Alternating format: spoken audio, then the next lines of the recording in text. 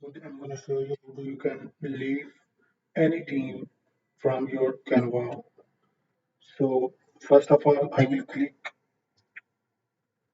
at the top right left and select which team you want to leave.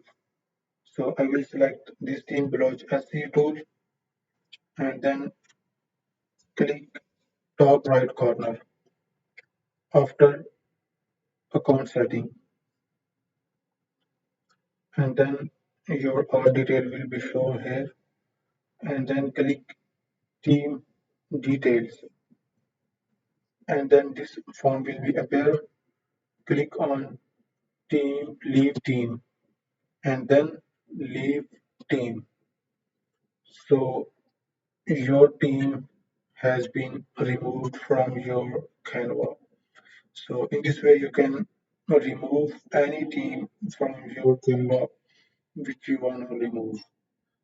So thanks for watching this video.